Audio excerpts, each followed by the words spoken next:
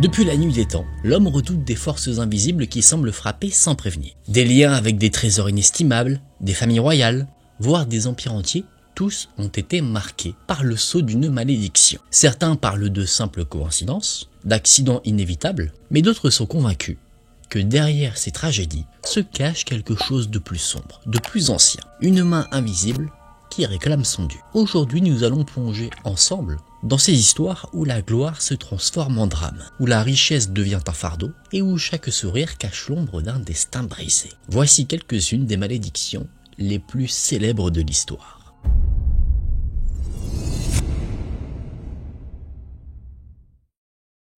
La maison des Habsbourg, également connue sous le nom de Maison d'Autriche, est l'une des dynasties les plus influentes et les plus puissantes qu'ait connue l'Europe. Pendant près de 1000 ans, son nom a résonné dans les cours royales et impériales du continent. Son origine remonte à une forteresse, le château de Habsbourg, érigé en Suisse par Radbot de Cletgo. De cette forteresse allait apparaître une lignée qui allait marquer l'histoire, mais aussi apporter, selon certains, le poids d'une malédiction. Le petit-fils de Radbot, Otto II, fut le premier à associer son nom à celui du château. C'est donc ainsi qu'il devient le premier comte de Habsbourg.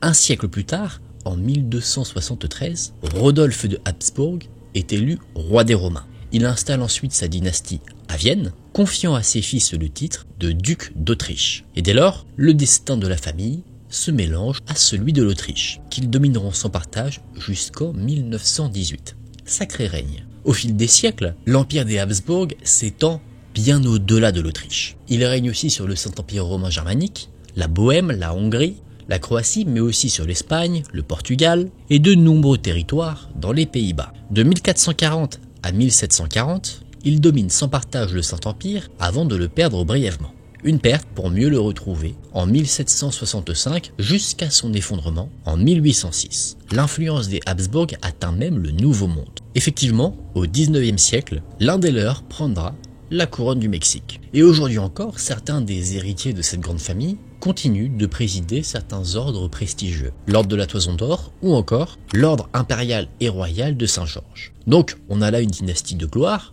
d'or, fortunée, avec beaucoup qui ont eu des couronnes, mais certains disent que la famille était aussi marquée par le poids d'une malédiction qui se transmettrait de génération en génération. L'histoire de l'empire des Habsbourg est longue, complexe et profondément enracinée dans le sol de l'Europe. Ses ramifications se mélangent avec celles de tout un continent, qui sent un destin où drame et gloire se mêlent, et certains historiens avancent même le fait que la famille est apparue au lendemain de l'Empire romain, vers le 5e siècle, et donc cette famille serait en quelque sorte la continuité de ce monde ancien, mais sous un autre nom, une autre forme. Et c'est véritablement en 1273 que la famille des Habsbourg est vraiment montée au pouvoir.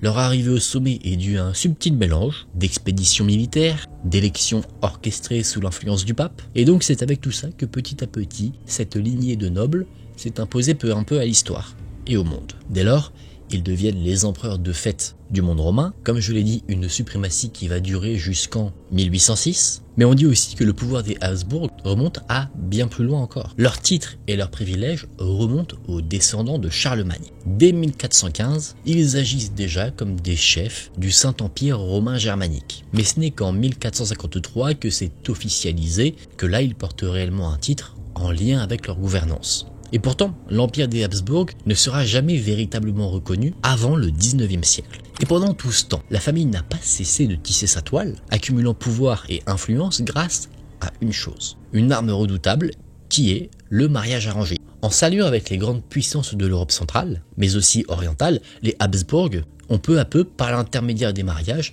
étendu leur influence, construisant donc un empire autant par des liens de sang, mais aussi par le fer. L'ascension des Habsbourg s'est faite petit à petit, elle a pris du temps, mais elle est devenue claire et incontournable. En 1519, Charles Quint est élu empereur. Déjà roi d'Espagne depuis 3 ans et seigneur des Pays-Bas depuis 1506, il incarne alors l'apogée de la puissance habsbourgeoise. Son règne sera marqué par une lutte acharnée contre le protestantisme et une volonté farouche d'étendre son contrôle sur l'Europe.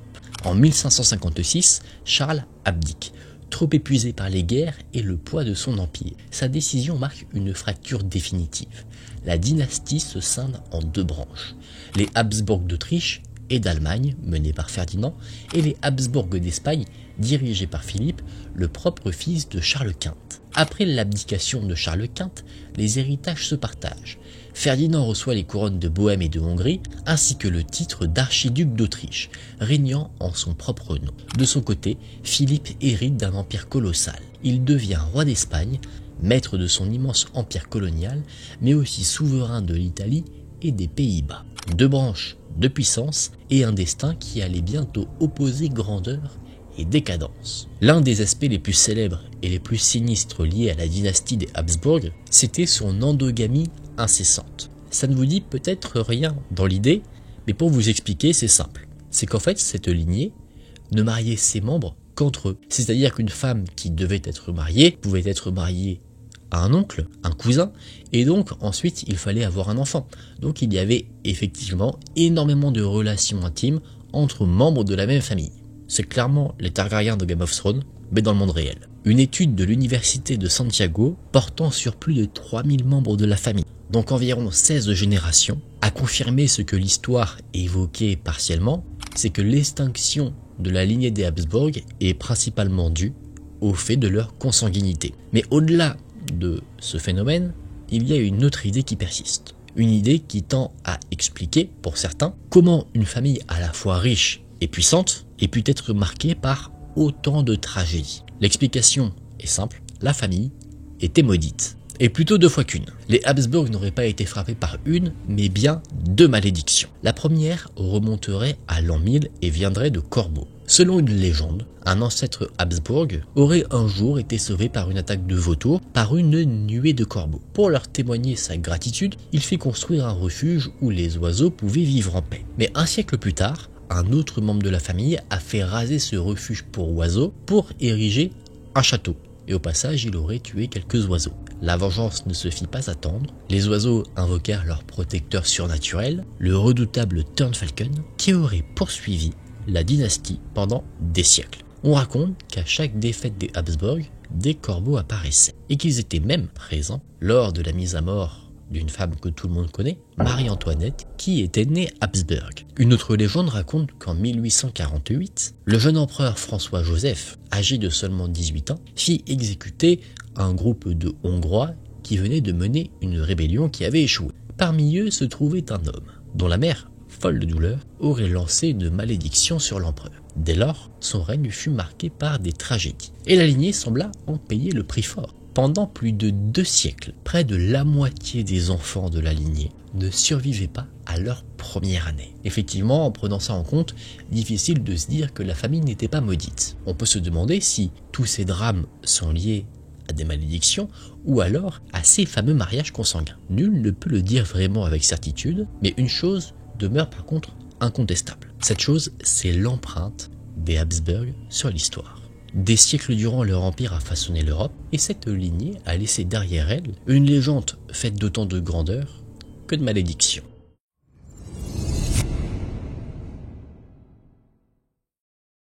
On l'appelle la malédiction de Superman.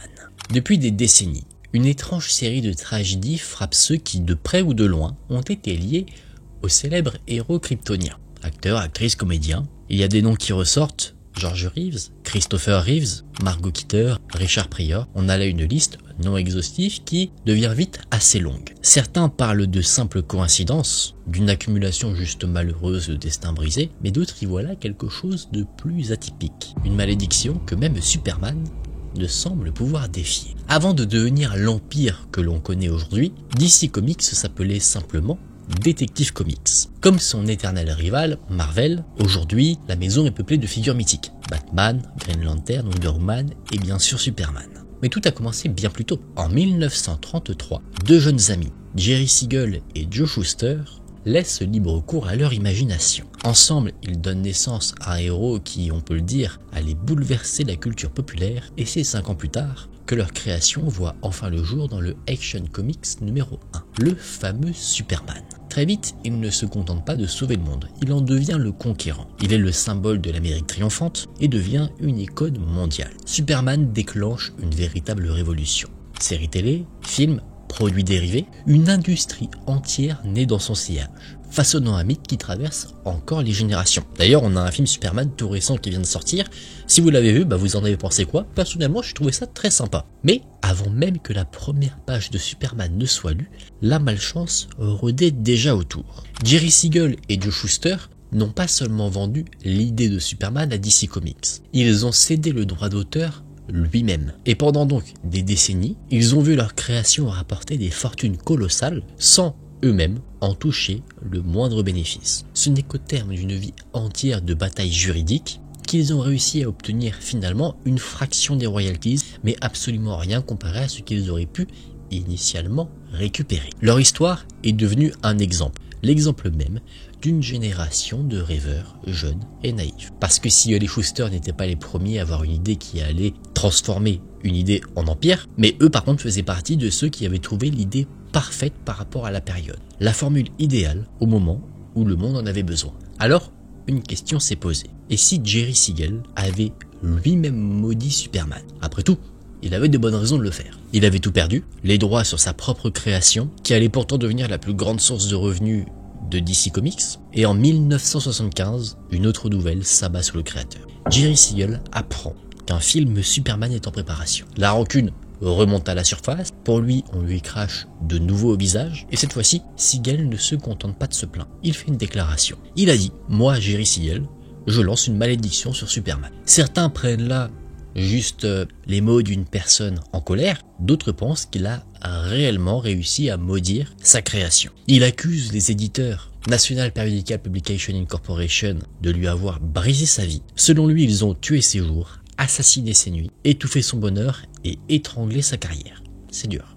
Il a lancé son cri de rage, mais aussi une imprécation qui allait, pour beaucoup, résonner comme le point de départ d'une véritable malédiction. Parce que depuis les débuts de Superman, une étrange série de drames s'est abattue sur ceux et celles qui ont croisé la route de l'homme d'acier ou qui en ont même porté le costume. Et pour certains, il y a trop de drames pour que ce soit juste une coïncidence. Le premier à être frappé fut George Reeves, l'interprète de Superman dans une série télé des années 50. Après 6 ans dans le rôle, à porter la cape rouge, il est retrouvé mort à seulement 45 ans à cause d'une balle dans la tête. Officiellement, on dit qu'il s'est donné la mort, mais beaucoup refusent tout de même d'y croire. Puis va Christopher Reeve, qui n'a aucun lien avec George Reeves. Lui, c'est le Superman de beaucoup de personnes. Personnellement, c'est avec lui que j'ai découvert un peu ce monde-là, et c'est en 1978 qu'il a porté la cape sur grand écran. Ça a été un succès colossal, le film a eu des suites jusqu'à Superman 4. Et c'est 8 ans après ce dernier film que Christopher Reeve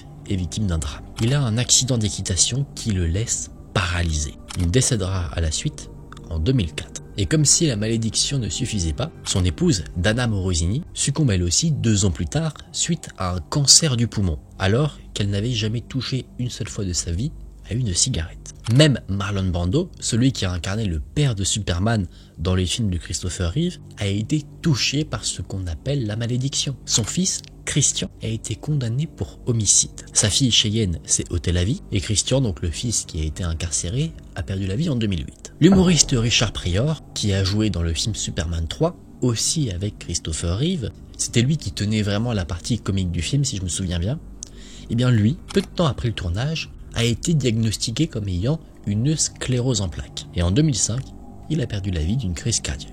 Lee Quigley, lui, c'est aussi particulier parce qu'il incarnait Superman bébé dans le film avec Christopher Reeve, le premier film Superman.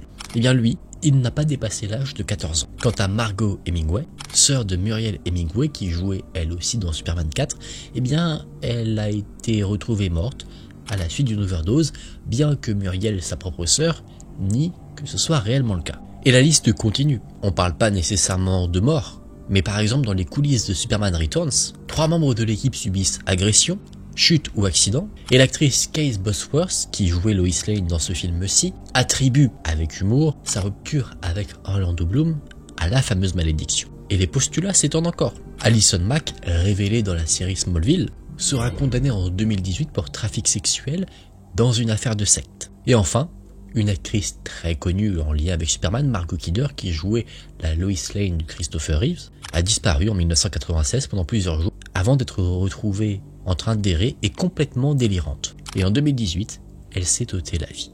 Pourtant, elle-même a dit que toute cette histoire de malédiction n'était qu'une vaste fumisterie, que forcément, en prenant un grand groupe de personnes, même s'ils ont un point commun qui est le fait d'avoir un lien avec Superman, il y a forcément des drames. Elle dit que c'est la vie, elle n'a pas tort d'un côté, mais de l'autre, certains pensent qu'il y a bel et bien quelque chose qui rôde autour du personnage de Superman, étant donné que dans plein d'autres licences ou plein d'autres univers, il y a eu nettement moins de problème entre guillemets. Pour les détracteurs de la malédiction, tout ce qui s'est passé, tous ces événements ne sont que des coïncidences.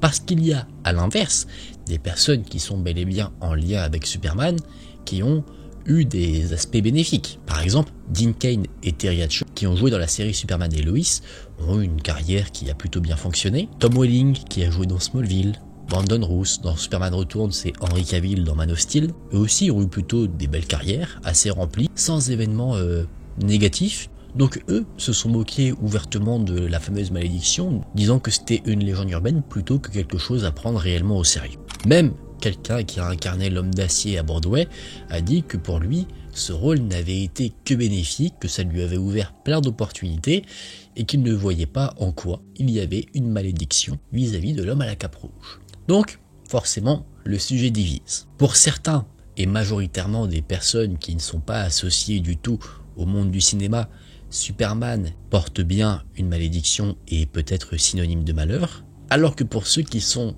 directement concernés, en général, ça a plutôt été synonyme de réussite.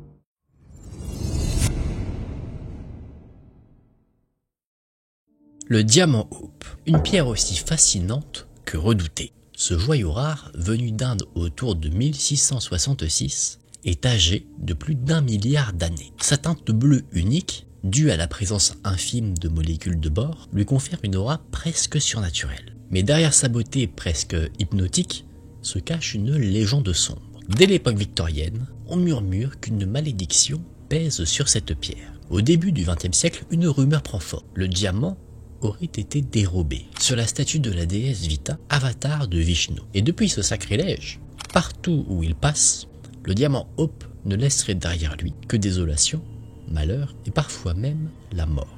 La vérité, c'est qu'il est presque impossible aujourd'hui de démêler le vrai du faux. Au fil des siècles, sa réputation s'est couverte de rumeurs, de récits embellis, de légendes sans preuve.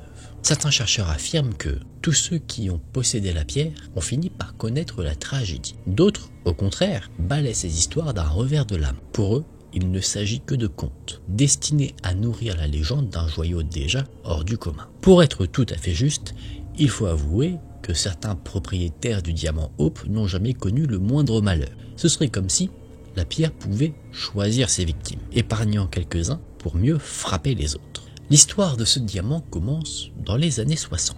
Un marchand français parvient à vendre à Louis XIV une pierre d'une taille et d'un éclat exceptionnel. Mais derrière cette transaction fastueuse, une légende inquiétante prend racine. On raconte que le diamant aurait été volé dans un temple sacré en Inde. Et lorsque les habitants ont découvert le vol, ils auraient jeté une malédiction éternelle. Quiconque posséderait la pierre connaîtrait le malheur. Lorsque Louis XIV prit possession du diamant, il l'offrit à une de ses maîtresses, avant ensuite de l'abandonner sans ménagement. Puis la pierre passa entre les mains de Louis XVI et Marie-Antoinette. Leur destin fait partie de notre histoire, la guillotine. Ensuite, pendant un temps, la pierre n'est pas réapparue jusqu'au moment où elle a refait surface à Londres. Il est acheté par un banquier, Henry Thomas Hope, qui a donné son nom au fameux diamant. Étrangement, lui n'a rien vécu d'exceptionnellement malheureux. Par la suite, un prince russe prête le joyau à une actrice française. Peu après, il l'abat froidement avant d'être lui-même abattu par des révolutionnaires. Puis la pierre circule, de main en main. Un bijoutier grec perd la vie en chutant d'une falaise. Un sultan sombre dans la folie. Un certain Habib Bey se noie. Mais c'est la famille Maclean qui subit l'une des pires séries de tragédies. Peu après l'achat, la mère du patriarche meurt. 2 domestiques trouvent également la mort, puis c'est au tour du fils de 10 ans de perdre la vie, écrasé par une voiture. La fille de la famille, elle, se donne la mort, et la mère, elle aussi, finit par s'éteindre, détruite par l'alcool. À certains endroits où le diamant passe, il ne laisse qu'un sillage de malheur et de mort. En 1958, le diamant trouve une nouvelle demeure, le Smithsonian Institution à Washington. Depuis son entrée dans la collection du musée, la pierre n'a causé aucun incident. Logique, elle n'est plus à une personne particulière, mais à un musée. C'est comme si, enfermée derrière sa vitrine de verre, la malédiction s'était arrêtée. Ou peut-être qu'elle attend simplement qu'une nouvelle personne prenne possession du diamant. Tout comme la fameuse malédiction de Toutankhamon, qu'on verra un peu plus tard, celle du diamant Hope divise encore. Les sceptiques parlent de coïncidence, de légendes exagérées, mais les croyants, eux, sont convaincus que cette pierre poursuit les propriétaires depuis son vol originel et qu'elle n'a pas fini de réclamer son tribut.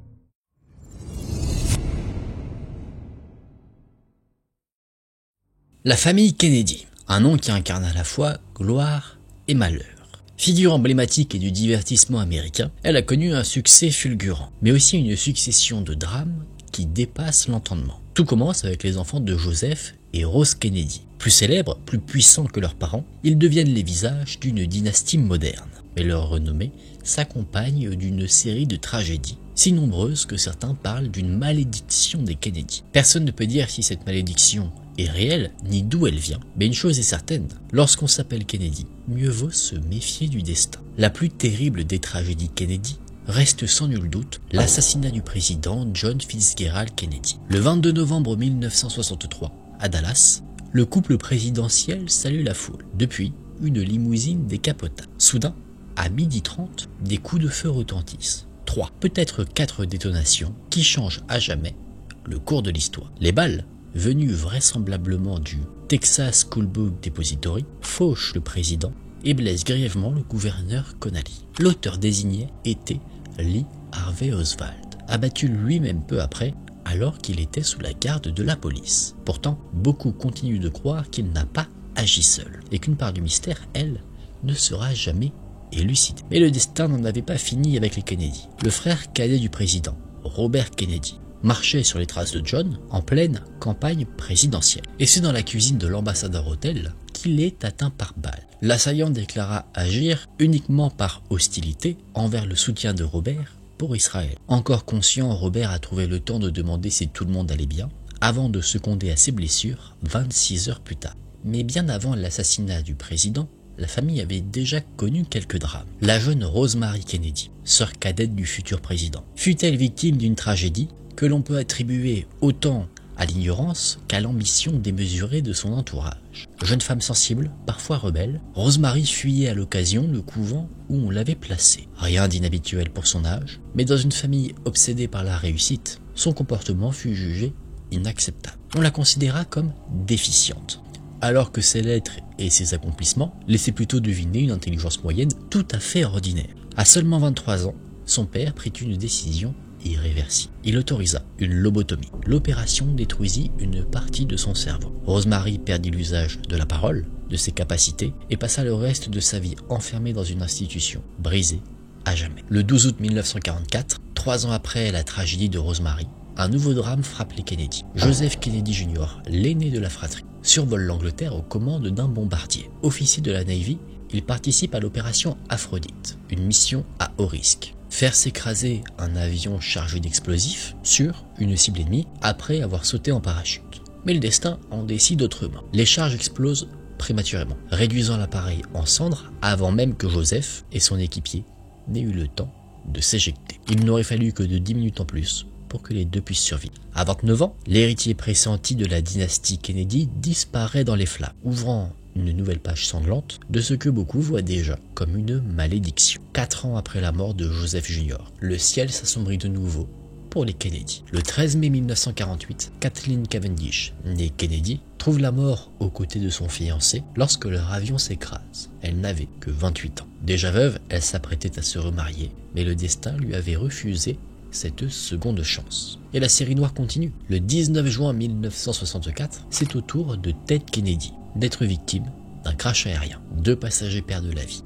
Lui, de justesse, survit. Le dos brisé, un poumon perforé, le corps ravagé par les blessures. Car oui, même quand ils échappent à la mort, les Kennedy semblent quand même devoir payer un lourd tribut. Le 16 juillet 1999, le nom Kennedy est encore une fois associé à un crash aérien. John Kennedy Jr., le fils du président assassiné, pilote son propre avion. Lorsqu'il s'écrase, dans le Massachusetts. L'enquête conclua à une erreur de pilotage, notamment due à son manque d'expérience. Mais pour beaucoup, ce n'est là encore qu'un nouveau chapitre d'une destinée maudite. À seulement 38 ans, l'héritier de l'Amérique disparaît à son tour dans les flots, emportant avec lui un peu plus de l'aura tragique des Kennedy. Et la malédiction des Kennedy ne se limite pas qu'aux avions. Même sur la route, elle semble frapper. Ted Kennedy, encore une fois, en est la preuve. Une nuit, il perd le contrôle de sa voiture et termine sa course dans l'eau. À ses côtés, une passagère qui est restée bloquée dans l'habitacle. Ted parvient à s'extraire, mais au lieu d'appeler immédiatement les secours, il prend la fuite. La jeune femme, elle,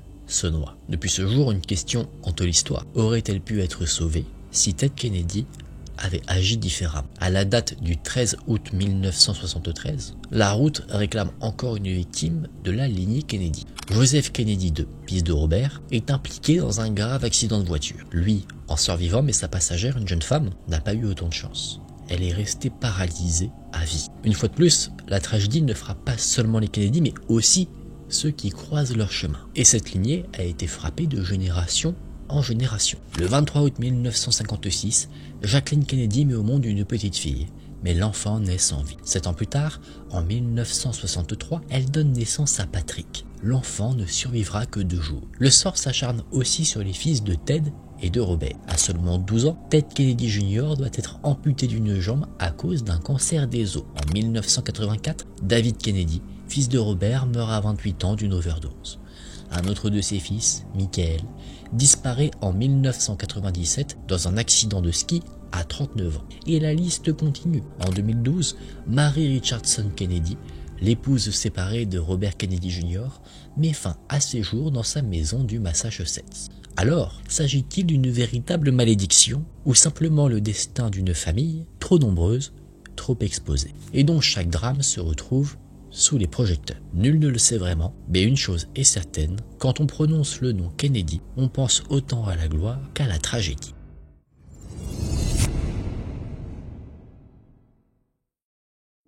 En février 1923, Howard Carter et son équipe réalisent l'une des plus grandes découvertes archéologiques de l'histoire, la tombe de Toutankhamon. Le monde scientifique s'extasie. Le tombeau est intact, préservé des pillages pendant des siècles, et recèle des trésors inestimables. Mais derrière l'or et les merveilles, un autre héritage semble avoir été libéré, car bientôt, les membres de l'expédition sont frappés par des morts étranges, des catastrophes, des malheurs en cascade. Et beaucoup commencent à se demander, en ouvrant la tombe, Carter n'a-t-il pas réveillé la malédiction de Toutankhamon? Il est vrai que dans certains tombeaux égyptiens, de véritables malédictions sont gravées dans la pierre. Dans celui du souverain Kentika Ikeki, on peut lire cette menace glaçante. Quiconque pénétrera dans ce tombeau, son existence prendra fin. Je ferai peser sur lui la terreur de mon nom. La chambre funéraire de Toutankhamon, elle, n'avait pas d'inscription de ce genre. Et pourtant, malgré l'absence de mots gravés, beaucoup sont convaincus que la tombe de l'enfant pharaon abritait bel et bien une malédiction, prête à frapper quiconque oserait troubler son sommeil éternel.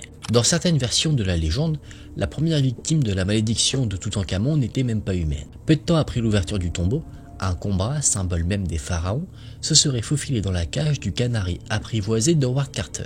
En un instant, l'oiseau fut tué. Pour les Égyptiens, le message était clair. Le serpent sacré venait d'annoncer que la tombe avait été profanée et que la malédiction venait de commencer. La première victime de la prétendue malédiction, la victime humaine, fut l'un des mécènes de l'expédition, Lord George Herbert. Tout commença par une simple piqûre de moustique, banale, presque insignifiante. Mais en se rasant, Herbert rouvre la plaie.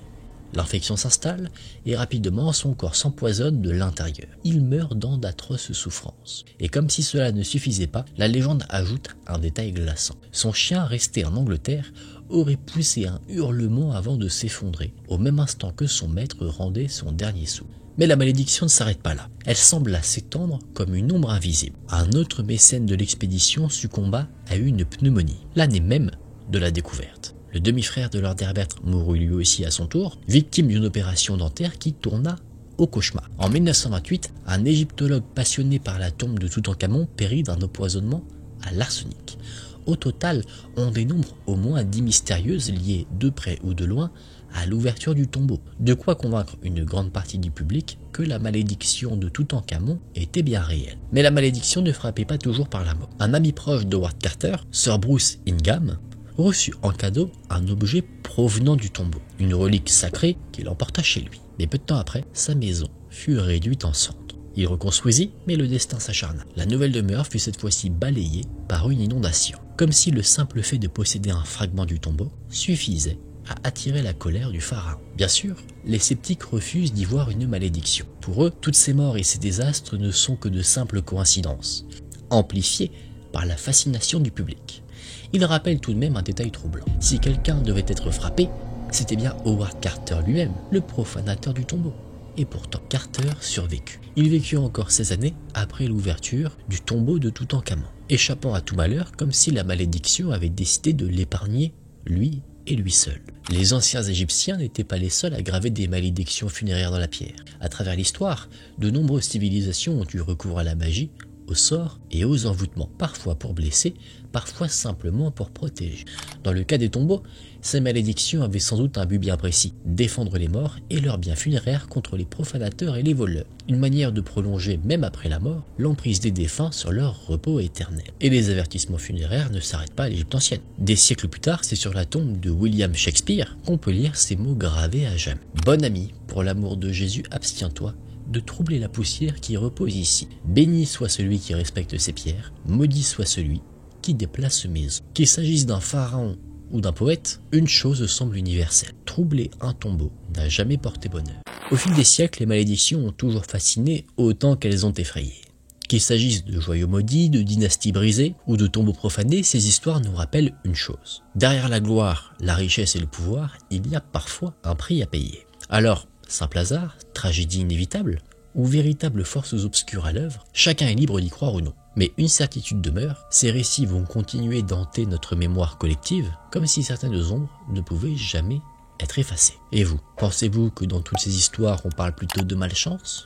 Ou alors que toutes ces victimes ont bel et bien été la cible du poids d'une malédiction? Vous me direz ça dans les commentaires. Merci d'avoir regardé la vidéo jusqu'à la fin. Je vous dis à très vite dans une prochaine vidéo. Prenez soin de vous, c'était Aken. Salut!